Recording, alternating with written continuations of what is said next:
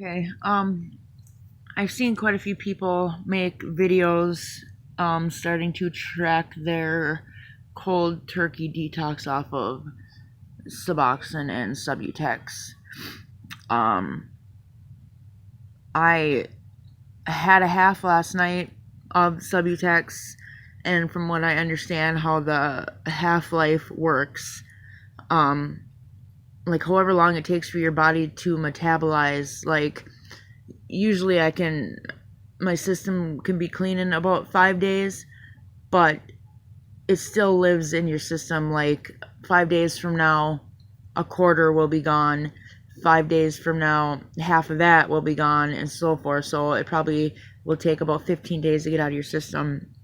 Um, I'm no doctor, I'm no expert. It's just a brief understanding that I have.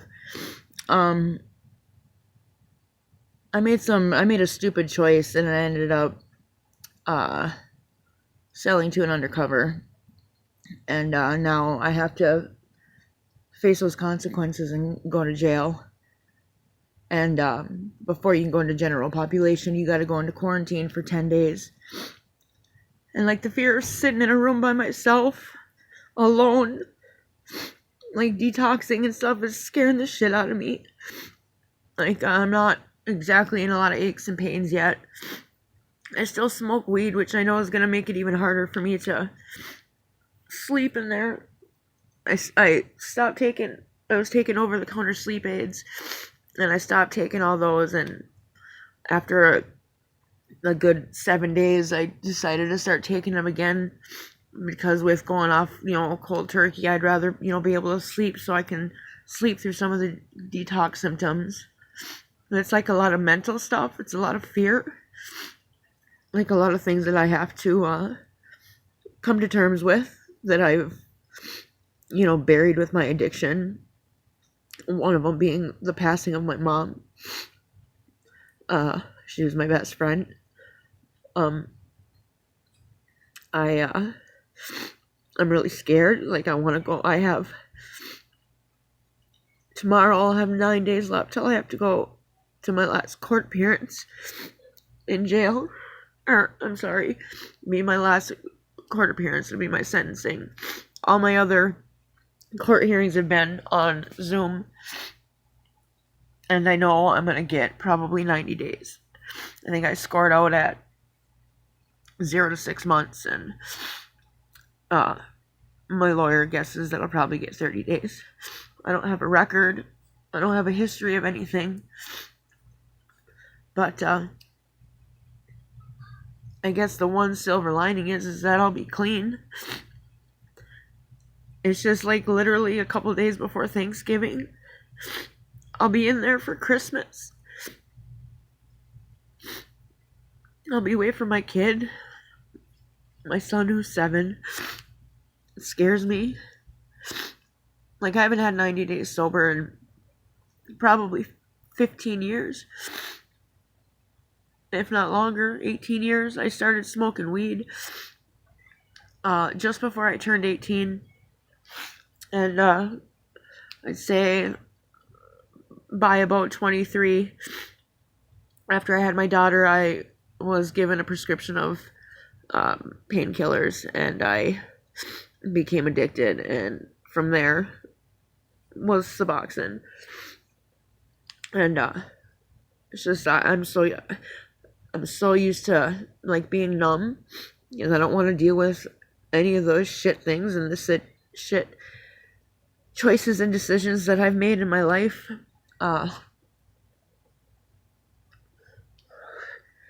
Basically being stripped of all your creature comforts. Not even a clean bathtub. I mean, I know there's a lot of people who are gonna say, well, if you didn't want to do the time, don't do the crime. And there's a saying that I heard another YouTuber say, and I wholeheartedly believe it. Like, addicts are not bad people trying to be good. They're sick people who just want to be well. And I just believe that throwing people in a box in a jail with no mental rehabilitation with nothing to fix what's up here. It's pointless. It's uncomfortable. It sucks. And I know I'm just like complaining, and I don't have a record. I've never been in trouble. I've never I don't have any drugs or violence on my record. I have nothing. And I just wish that there was other options besides being thrown in jail. I initially wanted to make this video about day 1 of not having any suboxone, but I'm not really feeling any detox yet, just emotional. I'm a very, very heightened emotionally, like I'm very easily emotionally triggered. I'm very sensitive, and of course when you're high on drugs, you're numb, and when you're not high anymore, it seems like just everything just comes, it's overwhelming, and you're drowning in everything you've been trying to stay numb from, and you know, everything that you were trying not to acknowledge and deal with. This whole process has been like 7 months since I've been arrested, and it just dragged, and now it's like the next thing I know, I've got 9 days left, and I don't know what I'm gonna do. Just the thought of being in a room by myself, like with nothing to distract me at all, like it's unbearable. It's unbearable, and it scares me. And I just so badly wish that there was other options, but I guess it's just, you know, I wouldn't have gotten clean otherwise. I'd be doing the same shit. I'm 36 years old, and it's about time I take control of my life back. You know, I'm sick of it.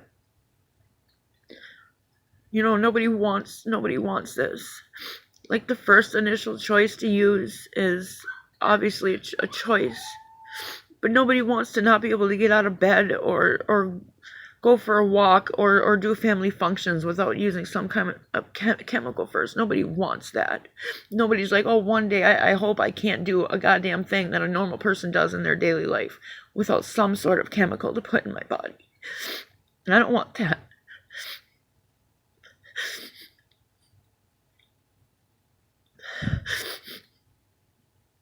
I've ruined a lot of relationships, and my boyfriend's really jaded because I've just been so caught up in all of this that he's been neglected, and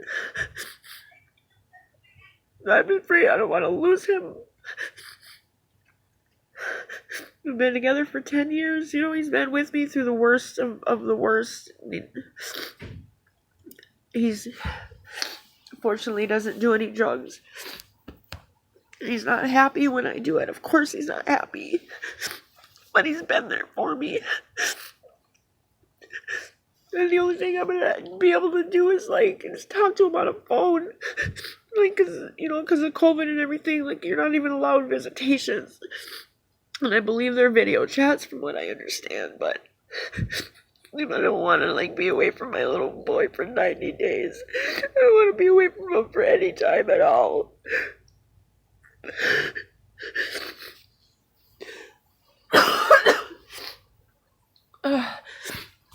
Anyways, I really was gonna solely explain how I was feeling on day 1 of not using suboxone, but then I figured I might as well explain the reasoning and my fears. And I know day 2 and day 3 aren't gonna be awful. Usually like 3 through 5 is the worst. And I've watched a lot of other people's videos in preparation to do this. Because, I mean, we've all, like, everybody who's an addict has all experienced being sick. Like, we run out, or we don't have money, or we can't find any, or whatever the reasoning is. So it's not like I don't know what to expect. But it's a whole different atmosphere and thought process and state of mind when you're thrown in a box and you're locked up and you're stripped of anything and everything that could make this process a little easier. And I know I messed up and I made the wrong choice to get myself in this position. Like, I'm not trying to negate that fact. I'm not trying to be naive. Like, I know that I made a wrong choice.